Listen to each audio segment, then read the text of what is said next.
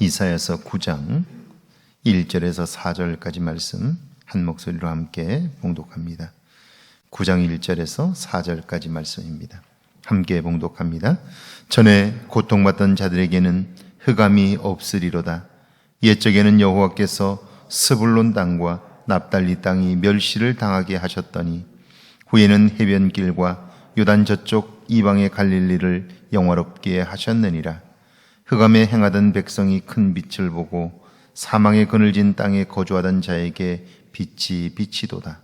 주께서 이 나라를 창성하게 하시며 그 즐거움을 더하게 하셨으므로 추수하는 즐거움과 탈취물을 나눌 때의 즐거움같이 그들이 주 앞에서 즐거워하오니 이는 그들이 무겁게 맨 멍에와 그들의 어깨의 채찍과 그 압제자의 막대기들 주께서 꺾으시되 미디안의 날과 같이 하셨음이니이다. 아멘. 할렐루야. 좋은 날입니다. 하나님 신의 은혜가 오늘도 여러분과 함께 하기를 축원합니다. 출애굽기를 읽으면서 들었던 생각은 하나님은 자존심도 없으신가 하는 것입니다. 하나님은 애국에서 종살이된 백성들을 그들의 신음소리와 간구를 들으시고 모세를 보내 해방시키셨습니다. 그때 그 백성들은 분명히 이렇게 기도했었을 것입니다. 하나님, 여기에서만 나가면 하나님을 섬기며 살겠습니다. 평생 감사하며 하나님의 뜻대로 살겠습니다. 그렇게 기도했을 것입니다. 그런데 그곳에서 나와 홍해와 추격하는 애국 군대를 만나자 그들은 돌변합니다. 왜 우리를 여기까지 끌고 와서 죽이려고 하느냐고. 애굽 사람을 섬기는 것이 광야에 나와 죽는 것보다 훨씬 낫겠다고 불평합니다. 그리고 원망합니다. 사람 같으면 속이 뒤집힐 일입니다. 그런데도 하나님은 그런 그들의 비위를 맞추십니다. 이후에도 하나님은 그들을 위해 놀라운 일들을 이루셨지만 그들은 여전히 불평, 불만이 가득했습니다. 심판하시겠다 으름장을 놓으시지만 그들이 잘못했다고 하면 언제 그랬느냐는 듯이 분노를 거두십니다. 자존심도 없으신 하나님, 그것이 출애굽기가 보여주는 하나님의 사랑입니다. 하나님께서 유다와 그 백성들에게 심판을 경고하셨습니다. 그 일을 행하실 분이 하나님이시기에 피할 수가 없습니다. 그런데 하나님의 심판은 항상 돌이킬 준비가 되어 있습니다. 1절의 말씀이 그것이죠. 전에 고통받던 자들에게는 흑암이 없으리로다. 옛적에는 여호와께서 스불론 땅과 납달리 땅이 멸시를 당하게 하셨더니 후에는 해변길과 요단 저쪽 이방의 갈릴리를 영화롭게 하셨느니라. 하나님의 멸시를 받던 땅이 회복되었고 하나님을 멸시하는 땅이 심판을 받습니다. 이것은 하나님의 심판이 언제나 멸망에 관심이 있는 것이 아니라 하나님의 관심은 회복에 있다는 사실을 보여주는 거죠. 그러니까 하나님이 심판하실 때 보면 굉장히 크고 충격적이지만 그러나 하나님은 거기에 관심을 두시는 것이 아니라 그걸 통하여 회복되는 데에 관심을 가지고 계신다 하는 것입니다. 이것은 부모가 자식이 잘못했을 때 회초리를 드는 마음과 같습니다. 자식이 아무리 잘못해도 그 회초리로 죽으라고 때리는 부모는 없습니다. 그런데 자녀는 오해할 수 있어요. 이렇게까지 하는 걸 보니까 부모가 나를 사랑하지 않는다라고 생각하지만 그렇지 않습니다. 어느 부모나 이 세상에 어느 누구도 어떤 부모도 멸망하라고 자식을 징계하는 부모는 없는 것이죠. 2절 말씀에 그래서 흑암에 행하던 백성이 큰 빛을 보고 사망의 그늘진 땅에 거주하던 자에게 빛이 비추도다. 그렇게 말씀해요. 하나님의 심판으로 그가 비록 흑암 가운데 있다 할지라도 그늘진 땅에 거주한다 할지라도 그곳에서 큰 빛 하나님을 바라볼 수 있다면 그의 삶에는 소망이 있는 거죠. 하나님이 그 나라와 백성을 결코 포기하지 않으시기 때문입니다. 소망은 우리의 노력이나 재주 때문이 아니라 하나님께 있다는 것, 이걸 아는 것이 지혜인 것이죠. 그러니까 살아가면서 우리는 우리 스스로 끝났다, 망했다, 이런 생각을 할 때가 참 많아요. 더 이상 방법이 없다, 그렇게 생각해요. 그런데 그것은 우리 생각인 거예요. 내 생각인 거예요. 우리 안에 들어와 있는 잘못된 확신들이 우리의 삶을 망가뜨리는 거예요.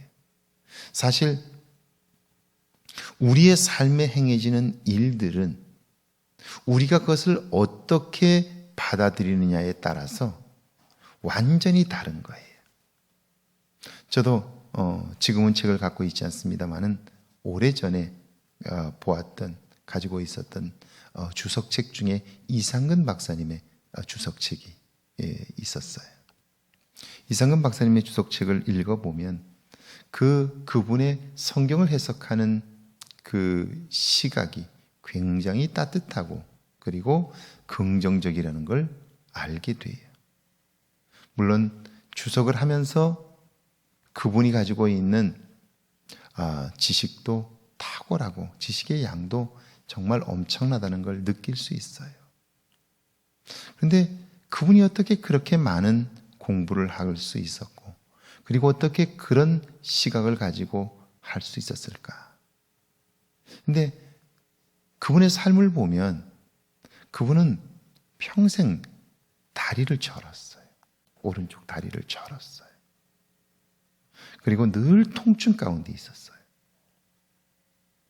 그런데도 그 많은 공부를 할 수 있었던 것은 그분이 늘 오른쪽 다리가 불편하고 아프기 때문에, 통증이 있었기 때문에 다른 건 할 수가 없었고 그래서 공부밖에는 할 수가 없었다, 그렇게 얘기해요. 그러면서 그 통증이 자기에게는 복이 되었다, 그렇게 이야기를 해요. 이제 80이 넘으셔서 은퇴하시고 그분의 제 중에 한 사람이 선생님, 오른쪽 다리가 왜 그렇게 통증이 있고 지금까지도 통증이 있고 아프시냐고 물어요. 그래서 모르겠다고, 어려서부터 아팠다고, 평생을 그랬다고. 그러면 한번 가서 정밀 검사를 한번 받아보자고. 아이고, 평생을 내가 이렇게 고생했는데 무슨 정밀 검사를 받느냐고. 아니요, 지금도 통증이 있으니까요. 그래서 그 어른을 모시고 가서 정밀 검사를 받았어요. 받았더니 발 뒤꿈치, 뒤축에 이만한 쇠붙이가 하나 박혀 있는 거예요.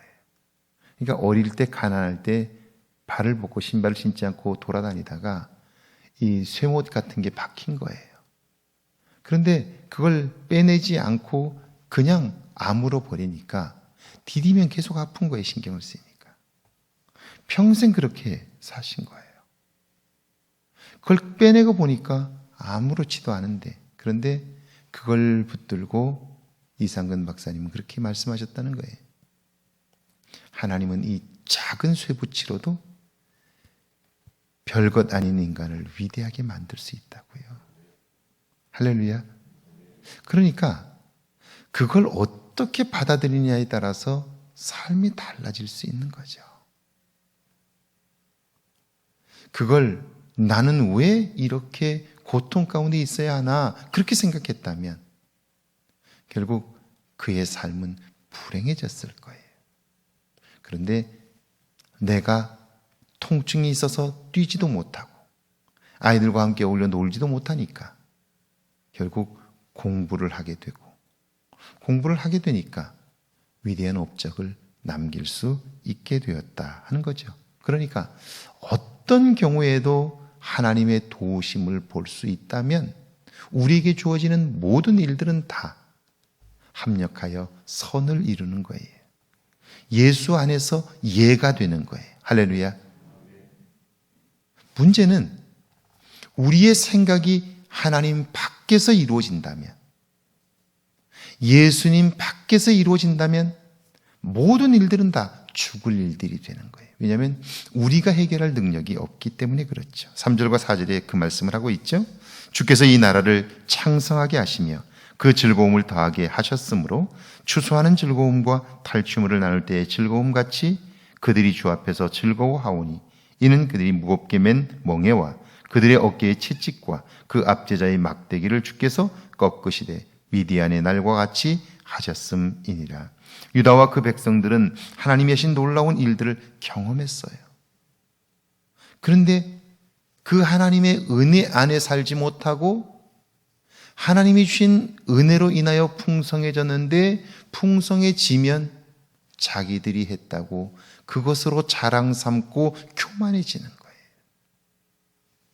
그래서 결국 하나님 밖에서 생각하게 되고 은혜 밖에서 생각하게 되고 그러면 그들은 자기들의 능력으로 할 수 없는 일들을 만나게 되어 좌절하고 절망하게 되는 것이죠. 오늘 우리도 마찬가지예요. 제가 목회를 하면서 보니까 그래요. 아이고, 목사님, 우리 아들 취직을 위해서 기도해 주세요. 이번에 우리 아들이 취직만 하면 신앙생활을 잘 하겠다고 그래요. 제가 웃으면서 그래요. 지금부터 잘하지 않는다면 합격해도 잘하지 못할 겁니다.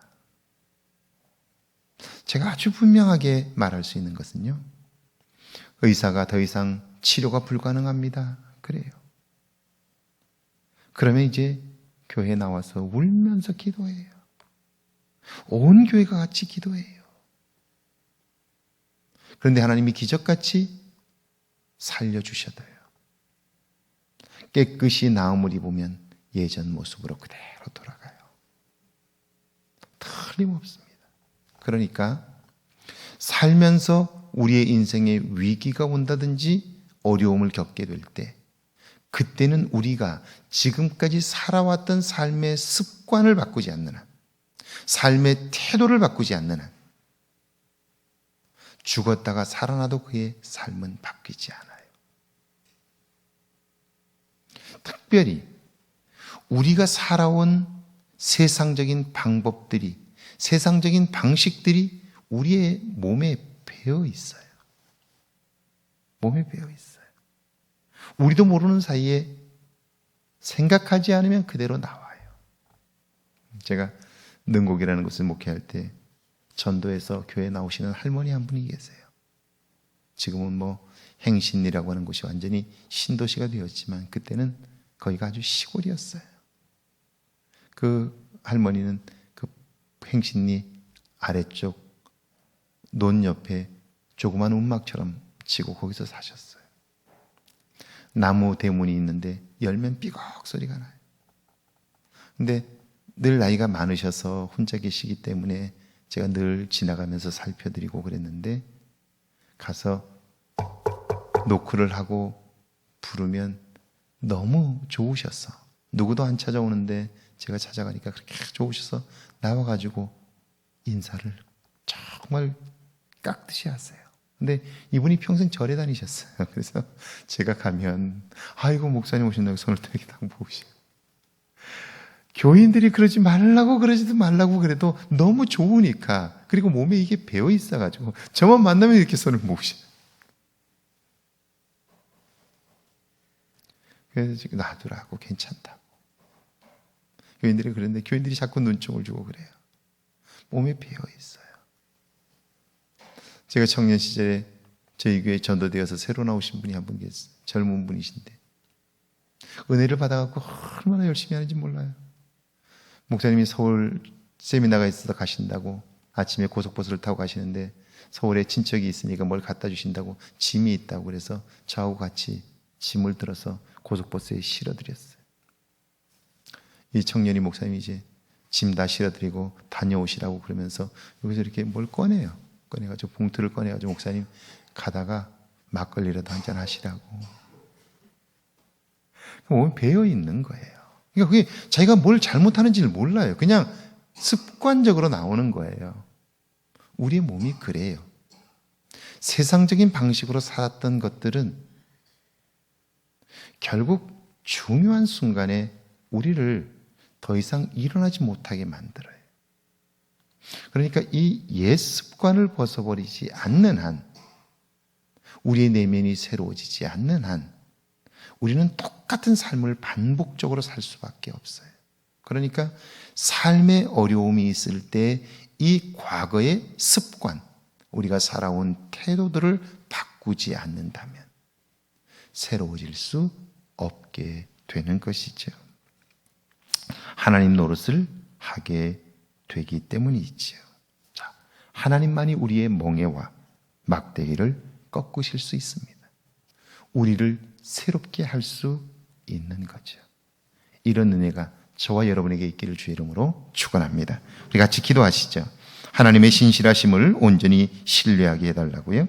내 안에 자리 잡은 교만을 물리치게 해달라고요. 함께 기도합니다. 하나님 감사합니다. 저희를 사랑하사 함께 하시고 하나님의 도움을 얻게 하시나니 감사합니다. 하나님의 신실하심을 온전히 신뢰하게 하옵소서. 내 안에 자리 잡은 교만을 물리치게 하시고 이제는 내 삶을 돌아보게 하옵소서.